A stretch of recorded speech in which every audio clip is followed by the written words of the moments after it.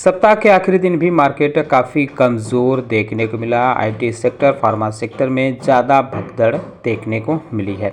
नमस्कार दोस्तों, हमारे यूट्यूब चैनल में आपका स्वागत है। आज बाज़ार में क्यों दबाव देखने को मिला, क्यों गिरावट रही, इसके पीछे की क्या वजह रही, इस पे चर्चा करेंगे। साथ ही साथ कुछ कंपनियों में खबरें देखने को मिली है, उस पर भी बातचीत करेंगे।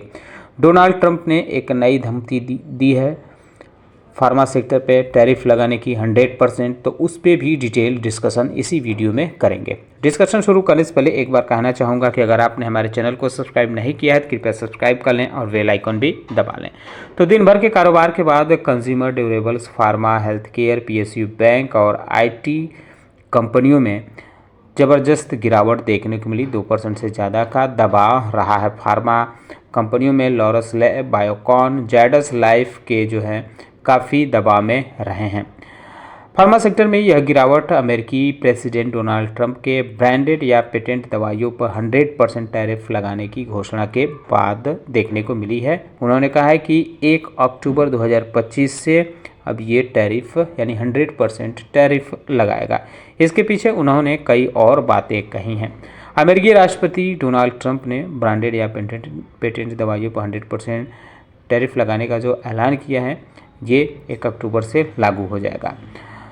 यह टैक्स उन कंपनियों पर नहीं लगेगा जो अमेरिका में ही दवा बनाने के लिए अपना प्लांट का निर्माण कर रही हैं, यानी उसका कंस्ट्रक्शन चल रहा है। अब इस फैसले का असर भारत की कंपनियों पे काफ़ी ज़्यादा देखने को मिल सकता है, क्योंकि भारत की कई कंपनियां हैं जो ठीक ठाक सप्लाई करती हैं, यानी जिनकी पहुंच US मार्केट में ठीक ठाक देखने को मिलता है। भारत पर अमेरिकी राष्ट्रपति ने पहले ही 50% टैरिफ लगाया था। इसमें कपड़े, James, jewellery, furniture, sea food जैसे प्रोडक्ट पर ये टैरिफ उन्होंने लगाया था। इसका इम्पैक्ट देखने को मिला था कि इससे ये प्रोडक्ट काफ़ी महंगे हो गए हैं। अब उन्होंने एक नया ऐलान करके जो है फार्मा सेक्टर की कंपनियां हैं उनको डरा दिया है, जिसकी वजह से आज फार्मा सेक्टर की कंपनियों में भगदड़ देखने को मिली है। इसके अलावा इंफॉर्मेशन टेक्नोलॉजी में भी यानी IT सेक्टर में भी काफ़ी दबाव देखने को मिला। निफ्टी IT जो है काफ़ी कमज़ोर रहा है और ये पूरे हफ्ते कमज़ोर देखने को मिला है। TCS में सबसे ज़्यादा दबाव देखने को मिला है और ये आज इसमें 9% के आसपास का दबाव रहा है। कई महीनों के लो स्तर पे पहुंच गया है। कोफोर्स में भी 15% का दबाव देखने को मिला है कई दिनों में, जबकि Tech Mahindra, Wipro, Mphasis, Persistent System भी जो है कमज़ोर देखने को मिले हैं, लाल निशान में देखने को मिले हैं। मिड कैप की बात करें तो कोफोर्स के अलावा कल्याण ज्वेलर्स, एम्फेसिस, परसिस्टेंट सिस्टम और एडा जैसी कंपनियां जो हैं मिड कैप की टॉप दबाव में रही हैं। BSE की कंपनियां जो हैं उनमें लगभग 16 लाख करोड़ रुपए का मार्केट कैपिटलाइजेशन इस हफ्ते में कम हुआ है, यानी गिरा है। और साथ ही साथ 7 लाख करोड़ जो है ये फ्राइडे को गिरावट देखने को मिली है, यानी 7 लाख करोड़ रुपए जो है निवेशकों के फ्राइडे को गिरते हुए देखने को मिले हैं। इसके अलावा अगर हम बात करें LT में भी दबाव देखने को मिला है। हैदराबाद मेट्रो प्रोजेक्ट्स की वजह से आज इसके अलावा वोडाफोन आइडिया भी काफ़ी कमज़ोर स्थिति में देखने को मिला है। दरअसल जो AGR हायरिंग है उस पर सुप्रीम कोर्ट ने उसकी सुनवाई 6 अक्टूबर तक के लिए बढ़ा दी है। टाटा मोटर्स में हरियाली देखने को मिला है। पिछले कुछ दिनों से इसमें गिरावट थी। जगुआर लैंड रोवर में जो साइबर अटैक हुआ था उसको लेकर, लेकिन अब चीज़ें नॉर्मल देखने को मिल रही है, क्योंकि टाटा मोटर्स ने कल ही बताया था कि अब चीज़ें धीरे धीरे सुधर रही हैं। इसके बाद आज मार्केट में ठीक ठाक इसकी स्थिति रही है। JSW स्टील दबाव में देखने को मिला है। सुप्रीम कोर्ट ने क्लियर रेजोल्यूशन प्लान जो है BPSC में उसको क्लियर किया है, जिसकी वजह से आज ये भी दबाव में रहा। वारी एनर्जी भी दबाव में रही 7% के आसपास, जबकि कंपनी ने क्लियरिफिकेशन भी दिया था। US प्रोब इंडियन जो था उस पर उसने क्लियरिफिकेशन पे दिया था, उसके बाद ये दबाव देखने को मिला है। तो कुल मिला के देखें तो ठीक ठाक दबाव देखने को मिला है। पूरी आज दिन भर कंपनियों में। और ये जो है ये निफ्टी जो है फरवरी के बाद सबसे कमज़ोर देखने को मिली है और 16 लाख करोड़ रुपए के जो है इन्वेस्टरों को नुकसान हुआ है इस हफ्ते में, जो हफ्ता गया है। इसके कई कारण रहे हैं मार्केट में गिरावट के। पहला तो आईटी सेक्टर में काफ़ी दबाव देखने को मिला है। H1B वीज़ा की वजह से जो है आईटी सेक्टर में काफ़ी दबाव रहा है। इसके अलावा कल शाम को अमेरिकी आईटी कंपनी एसेंचर ने अपने नतीजे जारी किए हैं, इसका भी रिएक्शन देखने को मिला है हमारे आईटी सेक्टर पे। लिहाजा TCS HCL टेक्नोलॉजी, इन्फोसिस में दबाव देखने को मिला है। US ADR में जो यानी अमेरिकी मार्केट में जो विप्रो और इन्फोसिस है वहाँ भी इसका इम्पैक्ट देखने को मिला था। H1B वीज़ा की जो फीस बढ़ा दी गई है, पॉलिसी में चेंज की गई है डोनाल्ड ट्रंप के तरफ से, इसका भी इम्पैक्ट देखने को मिला है। जब से उन्होंने ये फैसला किया है तब से आईटी सेक्टरों में दबाव देखने को मिल रहा है और TCS जो है अपने 52 वीक लो के पास पहुँच गया है। वहीं अगर हम बात करें आईटी सेक्टर की, टोटल 2 लाख करोड़ रुपए का मार्केट कैप का नुकसान देखने को मिला है। फार्मा टैरिफ का डर भी हमारे बाज़ार पे रहा है, ये दूसरा बड़ा कारण रहा है।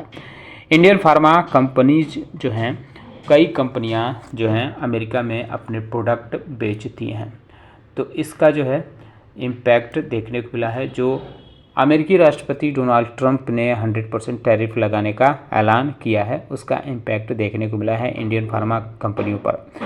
सन फार्मा कंपनी, ल्यूपेन, अरबिंदो फार्मा, ग्लैंड फार्मा, सिप्ला जैसी कंपनियों में 10% से ज़्यादा की दबाव देखने को मिला है। सन फार्मा अमेरिका में 12,000 करोड़ रुपए का एक्सपोर्ट करती है माल। डॉक्टर रेड्डीज़ भी 10,000 करोड़ रुपए का माल एक्सपोर्ट करती है। वहीं सिप्ला लिमिटेड भी जो है 6,700 करोड़ रुपए का माल एक्सपोर्ट करती है। ल्यूपिन कंपनी भी 5,850 करोड़ रुपए का माल एक्सपोर्ट अमेरिका में करती है। अरविंदो फार्मा भी 5,425 करोड़ रुपए का माल एक्सपोर्ट की है 2024 में। ये आंकड़े 2024 के हवाले से हैं।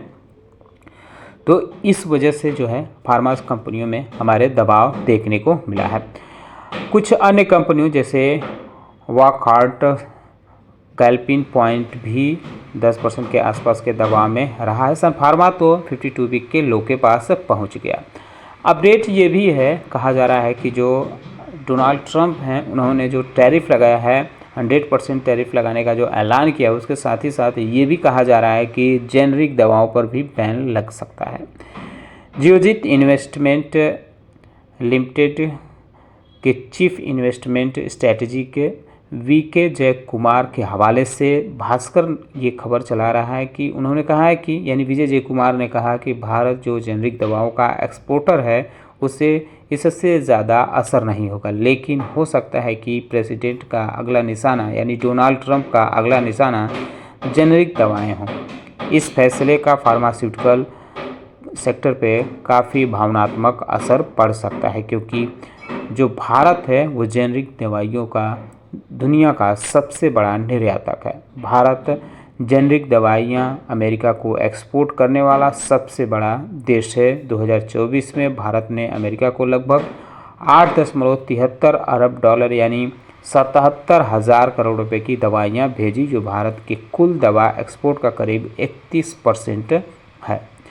अमेरिका में डॉक्टर जो प्रिस्क्रिप्शन लिखते हैं उनमें से 10 में से लगभग 4 दवाइयाँ भारतीय कंपनियों की बनाई होती हैं। एक रिपोर्ट के मुताबिक 2022 में अमेरिका के हेल्थ केयर सिस्टम के 219 अरब डॉलर बेचे थे। 2013 से 2022 के बीच यह बचत 1.3 ट्रिलियन थी। भारत की बड़ी फार्मा कंपनियां जैसे कि डॉक्टर रेड्डी, सन फार्मा, ल्यूपिन जेनरिक दवाएं नहीं बेचती हैं, बल्कि कुछ पेटेंट वाली दवाएं भी बेचती हैं। ब्रांडेड या पेटेंट दवाइयां और जेनरिक दवाइयों में अंतर होता है। जैसे कि ब्रांडेड दवाइयां वो दवाइयां होती हैं जो ओरिजिनल होती हैं, पेटेंट जिससे पेटेंट लेकर कंपनी बनाती है, और जेनरिक होती है वो उनके आधार पे बनाया जाता है। एशियाई बाज़ारों में अगर बात करें तो जापान की निक्केई में भी दबाव देखने को मिला है 0.41% का, और कोरिया का कोस्पी भी फ्लैट रहा है। हांगकांग का हैंग सेंग इंडेक्स 0.61% गिरा है, जबकि चीन का संघाई कंपोजिट 0.18% दबाव में रहा है। 25 सितंबर को अमेरिका का डाउ जोन्स 0.38% दबाव में था। नेस्टेक कंपोजिट भी 0.50% दबाव में था, और S&P 500 भी 0.50 की गिरावट में देखने को मिला था। एक वजह यह भी रही है बाजार में गिरावट की वजह से कि बैंक निफ्टी की तरफ से कोई सपोर्ट दिखने को नहीं मिला है। निफ्टी बैंक जो है काफ़ी बड़ा कंट्रीब्यूटर रहा है 100 पॉइंट के रैली में मार्केट के इंडेक्स के, लेकिन आज या कह सकते हैं कि इस हफ्ते बैंक निफ्टी की तरफ से कुछ खास सपोर्ट नहीं देखने को मिला है हमारे मार्केट को। इस वजह से मार्केट में ये दबाव ज़्यादा बढ़ गया है।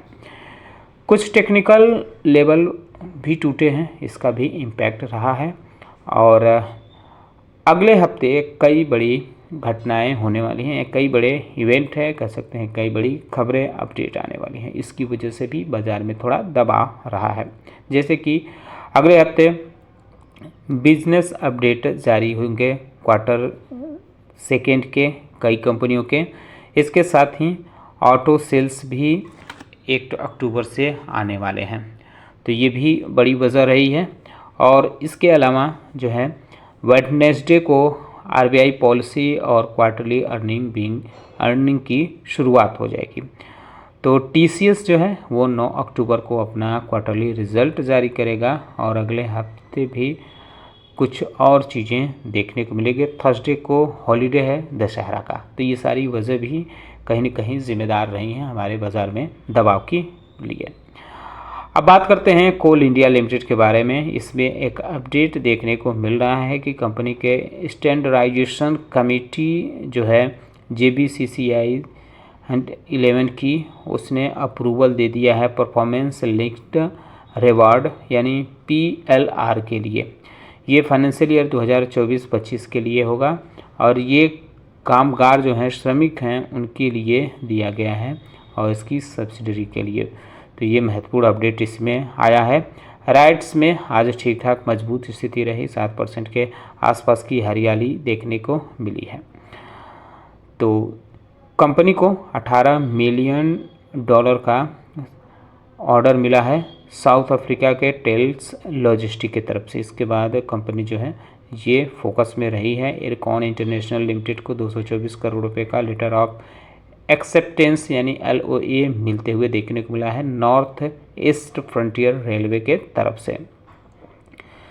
तो इसमें कंपोजिट वर्क के साथ साथ सिविल, इलेक्ट्रिकल, मैकेनिकल और सिग्नल टेलीकॉम इंफ्रास्ट्रक्चर पे काम करना है। तो इसके लिए कंपनी को ऑर्डर मिला है, और इस वजह से कंपनी आज फोकस में रही है। डिफेंस सेक्टर की कंपनी HAL में भी अपडेट देखने को मिल रहा है।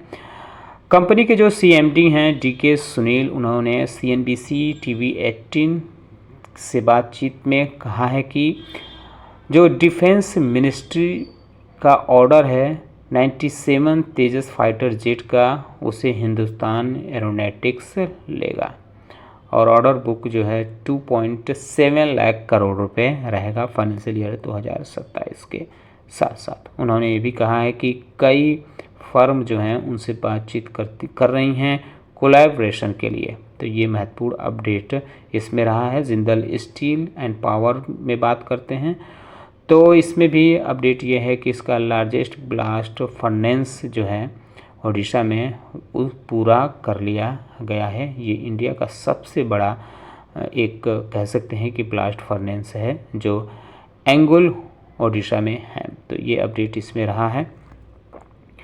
अब हम बात करते हैं अन्य कंपनियों के बारे में। तो इसमें अपडेट ये है कि टाटा कंज्यूमर प्रोडक्ट में अपडेट देखने को मिल रहा है। कंपनी की तरफ से बताया गया है कि इसने एक MOU साइन किया है ministry of food processing industries जो भारत सरकार की है उसके साथ, और इसके तहत कंपनी 2000 करोड़ रुपए जो है 5 साल में इन्वेस्ट करेगी। तो जो प्रपोज इन्वेस्टमेंट है यह एक investment promotion activity world food India के तहत होगा। तो ये कुछ कंपनियों में अपडेट थी, मार्केट में क्यों गिरावट रही इस पे हमने बातचीत की। उम्मीद करता हूँ कि आपको हमारा वीडियो पसंद आया होगा। कैसा लगा बताना ना भूलें, साथ ही साथ हमारे चैनल को सब्सक्राइब कर ले, बेल आइकन दबा लें। वीडियो देखने के लिए बहुत बहुत धन्यवाद।